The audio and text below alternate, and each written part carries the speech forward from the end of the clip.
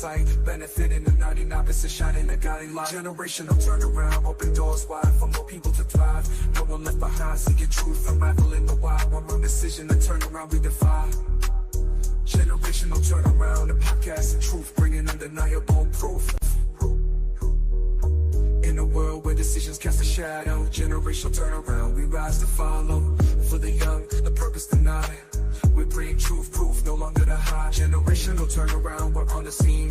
Interview.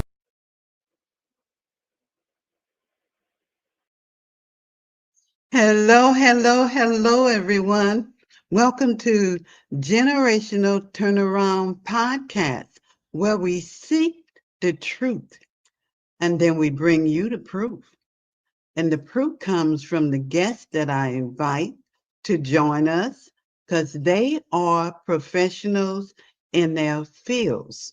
And today I have Fanny, and she's going to join us in just a minute. Hold on. Wait a minute. Hi. Hello, Fanny. Hello, baby.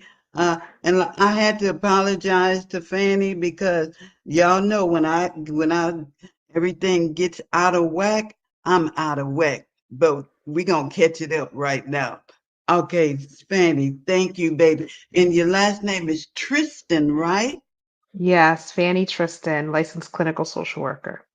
Okay. And I just love that you had sisterhood. Let's start there.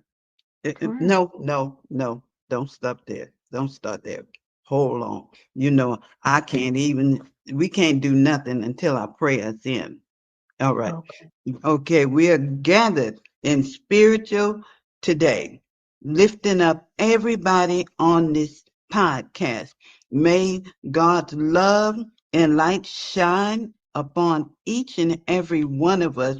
We are asking for your healing touch on those who are suffering, comfort for those who are grieving, and strength for those who are weary.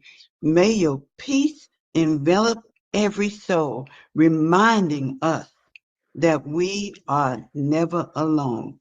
Thank you. As we share this moment, may we grow together in faith and love, trusting your guidance and your grace.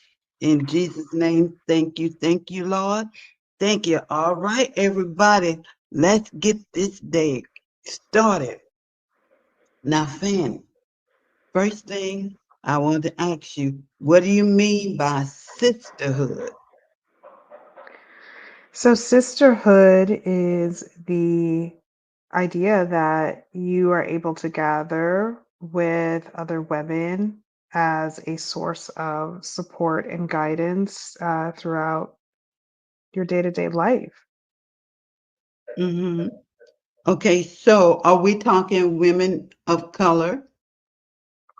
I think sisterhood is kind of defined by the beholder. I think that for some Black women, it is just Black women. I think that there's a lot of nuance, when we think about the kind of sisters that we trust, right? And so I think Hmm. for a lot of Black women, that can be just Black women. For some women, it can be women of color as a whole, or, Hmm. women of the global majority.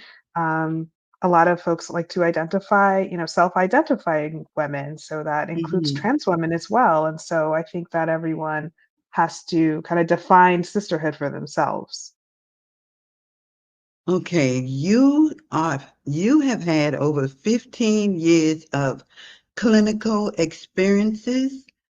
You address intersection of love, identity, and empowerment while challenging cultural narratives that often shape women's views on relationship. Okay, what inspired you to focus your coaching on single women of color? I thought it was of color. Well, it is. Everybody's colored. So right. And how does your background influence this work? Yeah. So Her Soul Supply, that is my coaching platform for single women of color, and that is a space where I am using education, I'm using travel, I'm using sisterhood and community as ways for me to communicate and fulfill, or just help women get to a place where they can feel fulfillment that does not center or depend on romance. Not to say that, we're not in support of relationships. We are, if that is a path that people want in their lives. But to really help refocus the desire around happiness to be more holistic and not just centered around romantic partnership, which is something that often women find at a certain age. If they're not partnered, or if they're divorced, or maybe perhaps they've been single for a long time, if you're not on this kind of relationship escalator, as I like to call it, sometimes we don't really know where to go, or we don't feel seen, or often we're really shamed for not having certain things. And so Her Soul Supply is a place in which women can be more educated about how to really find the path that's unique for them and empowering for them, and do it amongst other women who are going through the same and want to build those deeper connections. But you're not saying don't get married, no family. You when you say just sisterhood. No, yeah, I'm not someone that's going to define your path. I'm there to help guide you in you defining your path. And so that is what makes me more of a women's empowerment coach, instead of saying like I am a dating coach, because I'm not actually teaching you how to date. I connect with dating coaches. I connect with women who are helping women achieve that goal, but that's almost something that you have to define for yourself as something that you need, instead of it, being this is how you need to live your life. Because when you really think about it, women are coming to this space because they're used to being told how they should be living their lives. And they either don't agree, or it hasn't happened for them, or they've focused on their careers or other parts of their lives that have been incredibly fulfilling. And the puzzle pieces aren't fitting, at least not the way that we were told that they should fit, right? And so, when women come to me, they don't need someone else to tell them how to live their lives, but they do Hmm. need someone that's going to inspire them to kind of clear the path that they've always needed for themselves, and not waiting for a romantic partner to pave that way for them. And so that's why I'm never going to sit here and say you shouldn't get married or you shouldn't date men, but I'm going to help them understand why it's not their fault that they may not be married. It's not their fault that, that there's something uh, that people don't find digestible about them, right? That, there are actually systems at play, especially for women of color, especially for Black women, that are actually at play, that tend to rub up against the things that actually make us amazing. And so I'm there to kind of empower women to kind of be in their, like, step into their own power, step into their own leadership, because the world is set up for, girls and women to listen to other people, to be told what to do or what to like. And so I'm there to help them undo that, and help them understand why that is, and then give them the tools to build that new path for themselves. And that could be marriage, that could be family, it could be kids, it could be anything. I think what's most important for me, and what my goal is that I want women to be able to define that for themselves, because they're going to go out in the world and they're going to live their life, right? And so they should live that confidently, knowing why they're doing what they're doing, and to be able to protect that for themselves. That doesn't happen when you're just told what to do. That's beautiful. That's a beautiful, beautiful way of looking at life, and it should be looked at that way. Today, I had a little. It's called a dose of healing words, and it was about bravery of women in the Bible. And we Mm, were we was talking to Naomi, and the strength that women has, and it started long before right now. It's not real time. It And right now, you're helping women to be empowered. Am I right? Hmm. For Yeah, who they are. exactly. Yeah, I think sometimes when we get through life, when we are in our 30s, 40s, right? Sometimes we forget that because Mm. we've gone through an entire childhood and early adulthood where a path has been kind of assigned to us. And so we're not always practicing those skills that make us feel empowered. And so when things go awry or they're not on the path that they should be or that we expect them to be, we feel disempowered. Well, I do have to say, as children growing up and teenagers growing up, someone is directing your path. I mean, God Hmm. direct all of our path. So Hmm. when you get to the age of that you're speaking of, you're saying that women are already confused because of what the way they grew, the way they came up, somebody making decisions for them. Well, I think sometimes we are not raised to build the right tools to think critically about our needs. Not to say that parents aren't doing their best. I think parents are doing what they can with what they know. But I think that by default, children, right, people under 18, right, like they don't have rights. They don't have certain rights. They don't have the ability to really tap into advocating for themselves. They're not necessarily taught to advocate for themselves, right, unless a parent takes an interest to or a mentor takes interest to, right? And so when you have perhaps a certain upbringing that encourages to be quiet or to be deferential, or to be a certain way based on your gender, right? And I'm talking about young girls, right? If you've got an older brother, if you are expected to kind of be seen and not heard, at what point are you practicing your independence? At what point are you practicing how to advocate for yourself? And so a lot of us have had a similar kind of upbringing in varying ways, right? Some more independent than others. But I think that once we then jump into adulthood, are we completely equipped with those skills, or does it kind of hit us like a ton of bricks at some point and realize, oh, like how did I end up in this kind of relationship, or I don't know what I like. I just do what people want to do with me, or I'm just happy to be here. And you Okay. really want to be able to define those things for yourself so that you can see what you actually want in your life. Okay, but there's a fine line right there because Mm, you have parents mhm, who God gave us parents to mhm, make sure that we choose right for mhm, ourselves and mhm, to also make sure that we have what we need until we get to that age of maturity. mhm, Now, there's a lot of young people that are wanting to do as you said and have a choice in the matter. mhm, And I think that that's okay.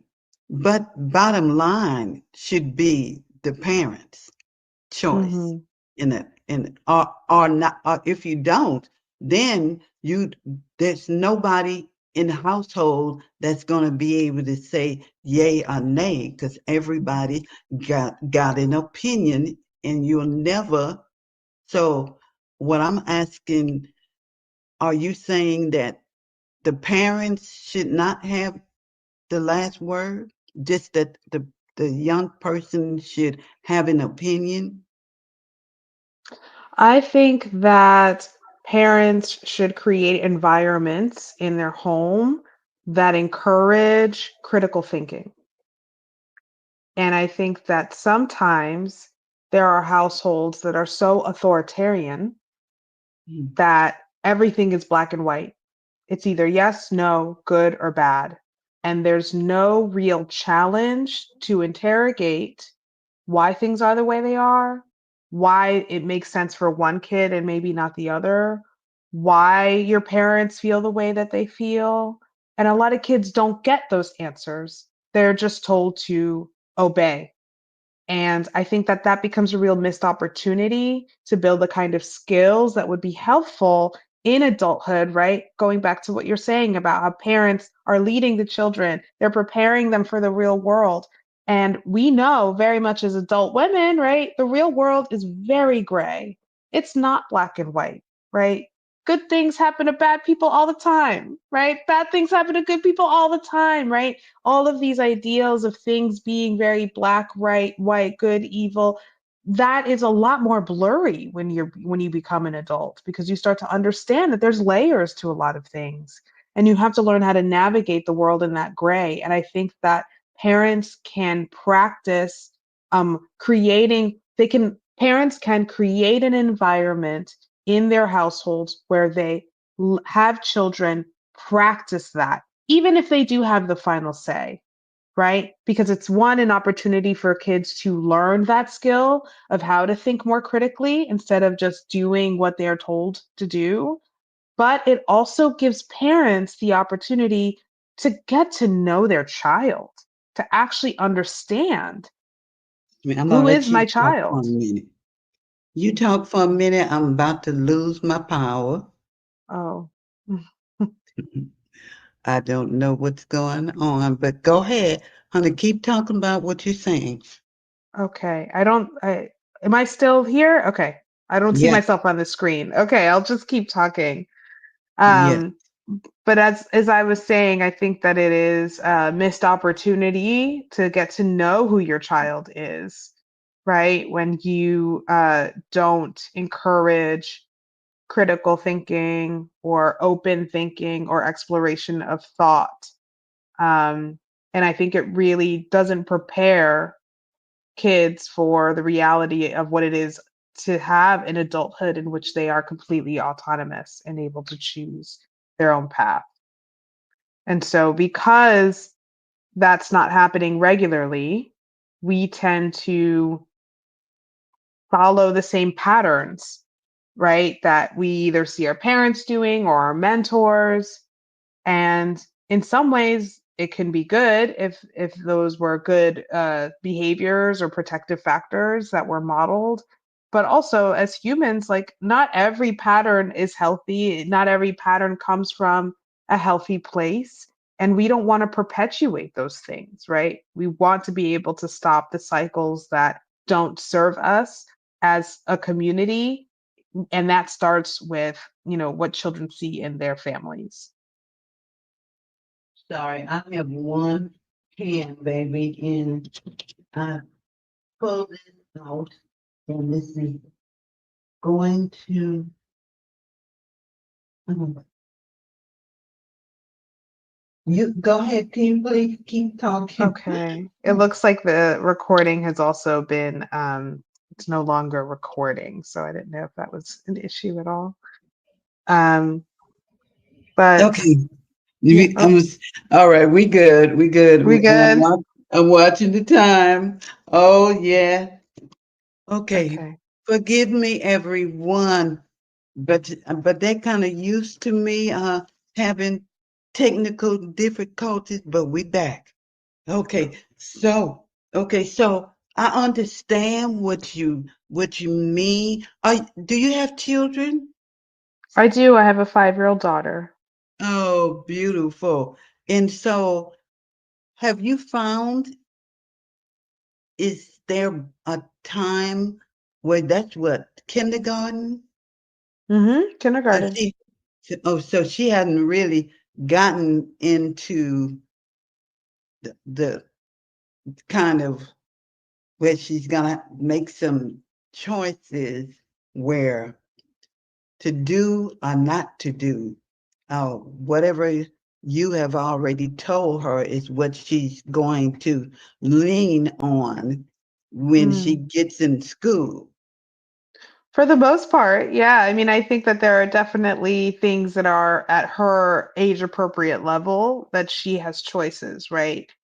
Mm. I think that's a big part of the way that my husband and I have are raising her is that we don't believe in being completely authoritarian.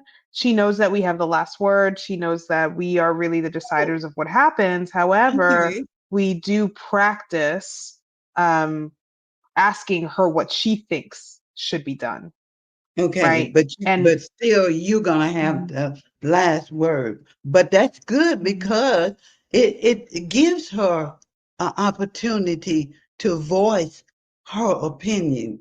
mhm, Then you know where her mind is. mhm, If they're not allowed to say what's on their heart and mind, then they're gonna keep it bottled in and they're gonna ask the wrong person because yeah, they can't ask you. mhm, So I'm with you on that. I am.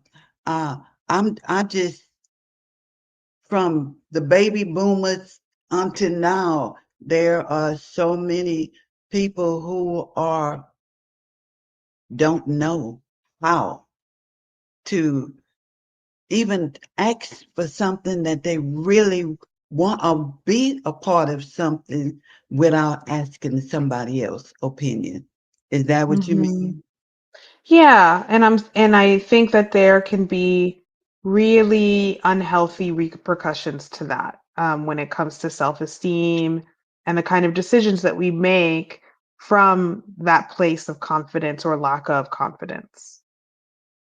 Well, can you share a success story from one of your clients that highlight the transformational power of embracing singlehood? Yeah, that's a good question. So I had a client who came to me after a breakup, and they really wanted to build their confidence again after a breakup. They felt like they didn't have many friends, they were quite isolated. Um, they didn't want to spend much time with their family because their family really liked their ex-partner and didn't really understand why it wasn't working out. But the reality was that my client had experienced a lot of emotional abuse, that there was a lot of power imbalance in the relationship that she didn't feel comfortable with. Um, she often felt like she was a kind of like a not a trophy, but an object, Yeah. right? Like he had ticked a box by having her, right?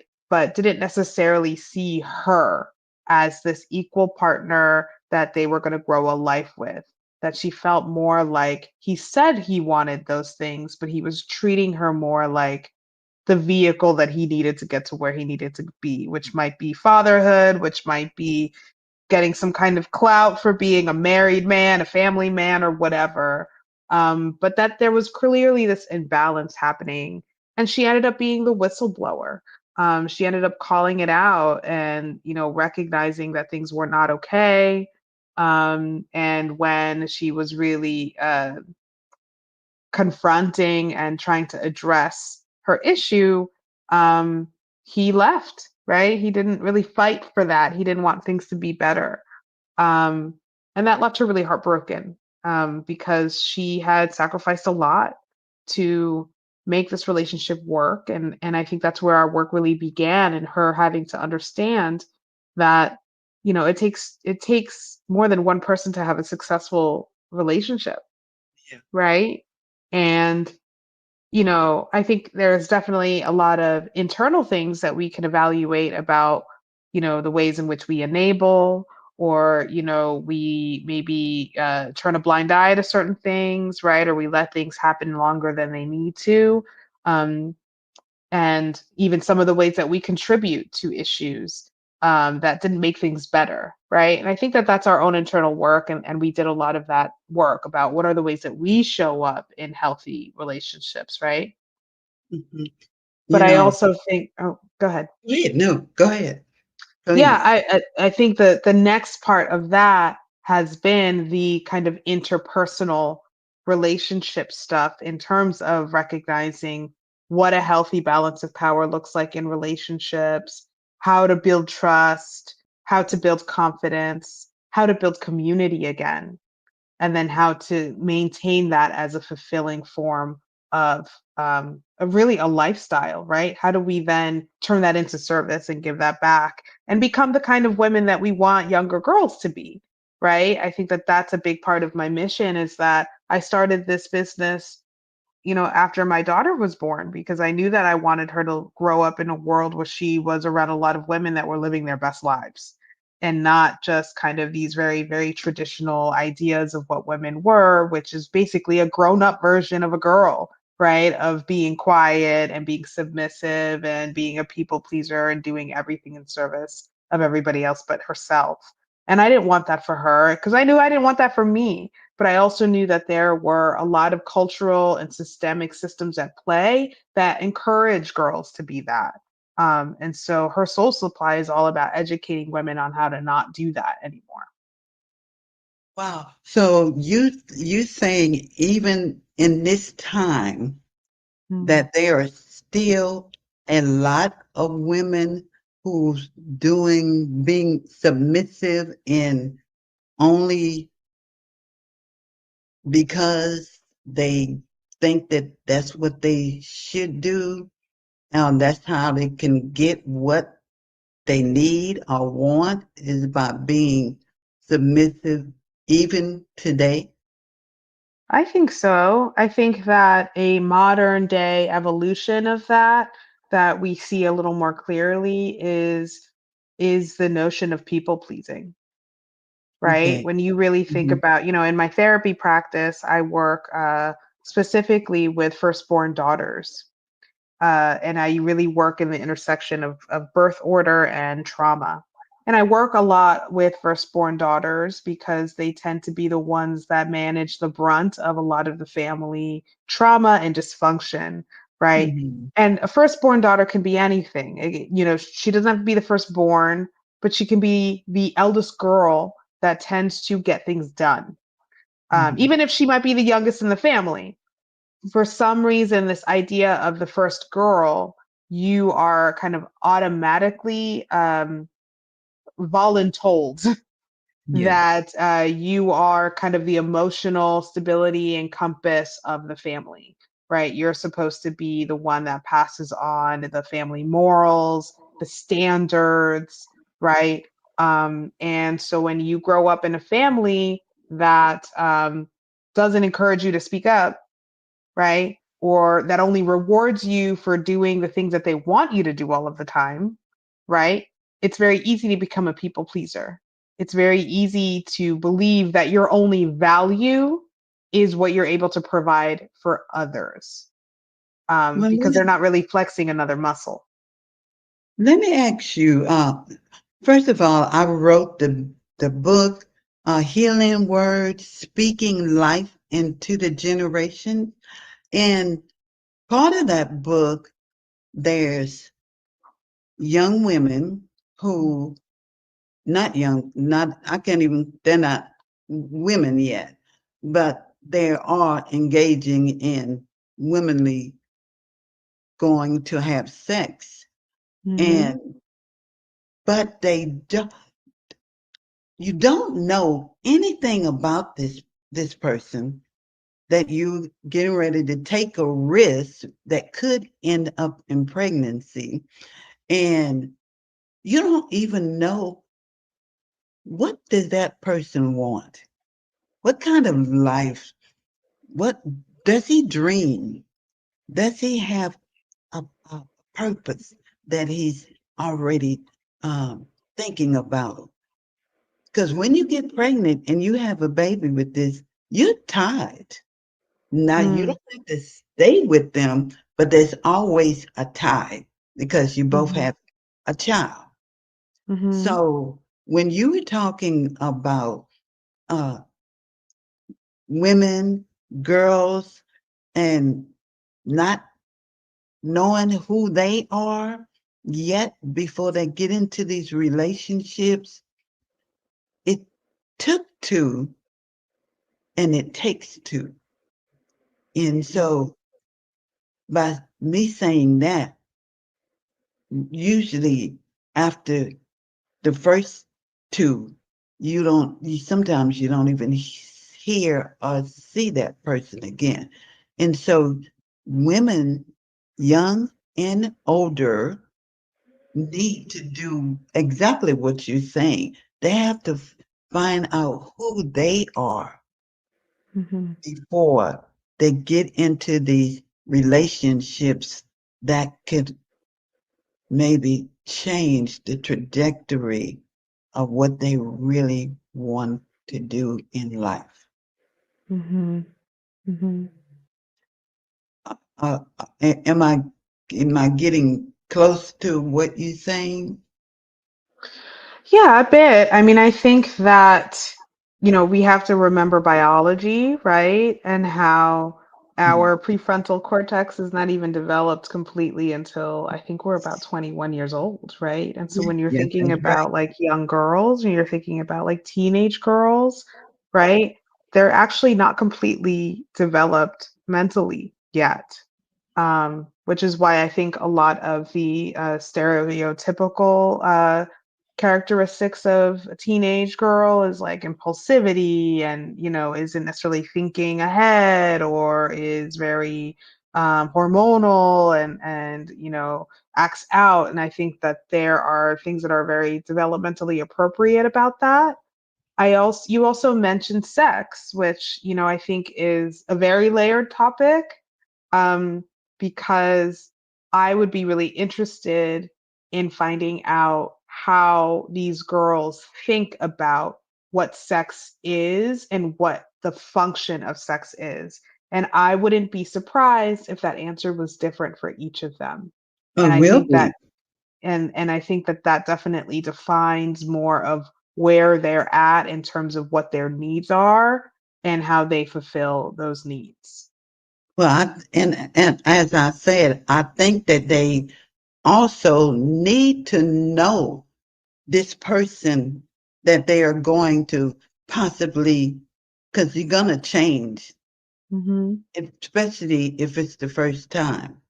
Mhm. And usually, I don't know, this age may be different, but girls kind of fall in real deep when Mhm. it's the first time. Yeah. And I mean, so, there's a lot of passion yeah, there, right? And I yeah, think that when we think about young girls engaging in sex, I think that we need to really think about, again, like what it means to them, what they hmm, feel they are attracted to, right? And understanding um where they're coming from in that way, right? yes. Well, I know you have to make a hard stop. And so I know you're coming back. You are coming back, and we are going to take over where we end today. And I love what you're doing with with all women. There's no age that cannot benefit from what you're doing. Mhm. And when I talk about healing words, they that's what you're doing. Healing words. When you're talking to them, you're giving them a healing of effect. And so keep doing it. I am a healing word life coach. Yeah. So yeah, that's what I do. Okay, give us your last before you have to go. Yeah, and so people can follow me at Her Soul Supply. I'm on Instagram and TikTok. You can go to my website, hersoulsupply.com, and there you can sign up to my newsletter, where I give kind of more in-depth tips and thoughts about single women of color. Um, I have some freebies on my website, some free guides that you can also sign up for on trust, building confidence. combating loneliness, which I know is something that a lot of people are dealing with. So they can go to my website to get a lot of those things. And I would like to announce that I have a monthly live masterclass that I have that's virtual.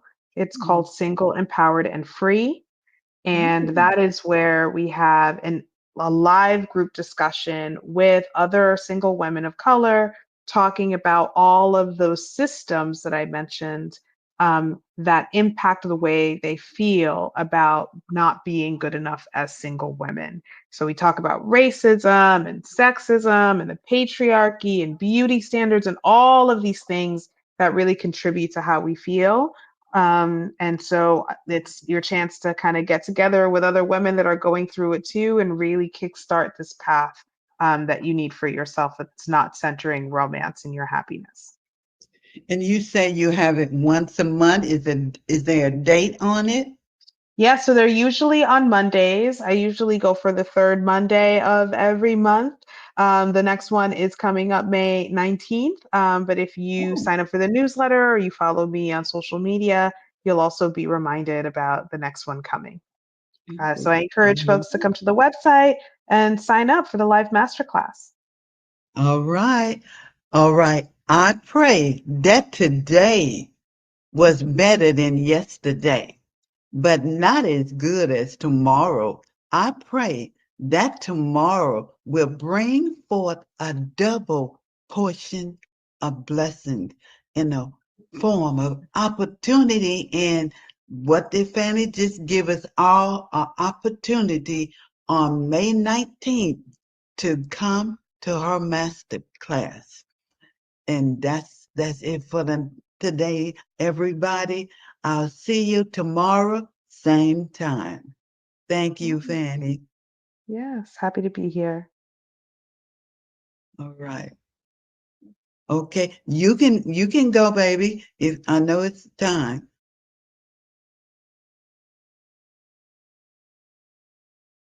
All right, everybody. This is it. This is it.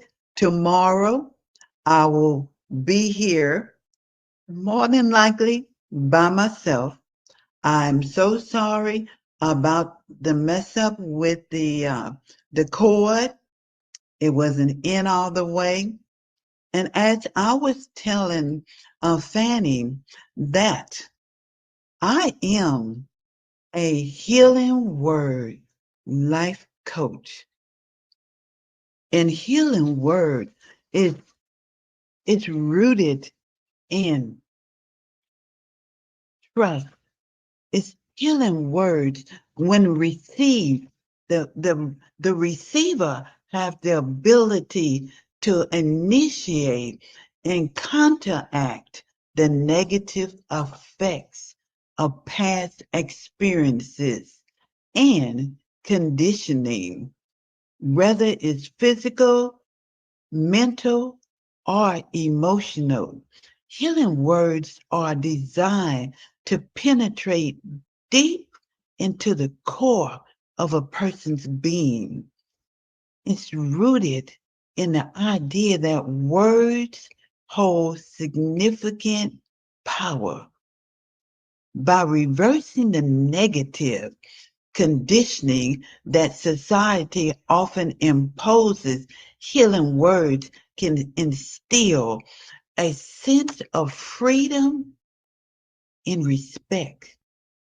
They encourage individuals to redefine their understanding of self worth and healing, breaking free from the harmful beliefs that may cause suffering.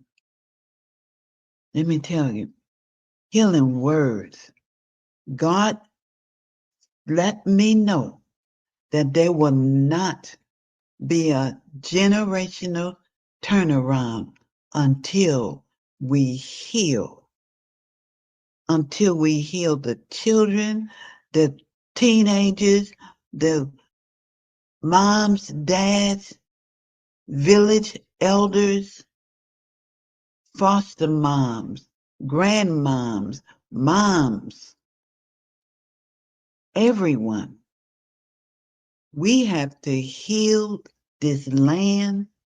We have to heal our country. And so God made it very clear. I had taken up life coaching 2 years ago, but I didn't really get into it, but I love the concept.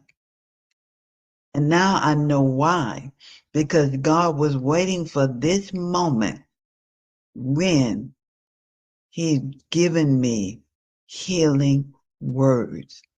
And so I am a healing word life coach. You can get in touch with me, book a free, and we can talk. We can book a free discovery class, 15 minutes, and let's see if we are a match.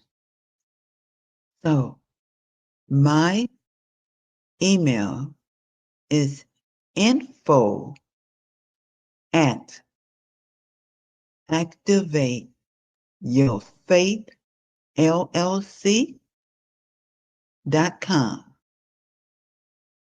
Let's get together. There's a lot of healing that we need to do. And if you're a person that knows that you want to learn how to use healing words, I just wrote a book. The name of it, Discover the Effect of Healing Words.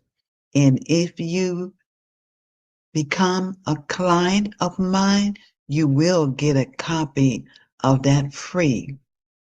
So, all right, hold on. Wait a minute. It's time. And I will be back here tomorrow at 3 o'clock.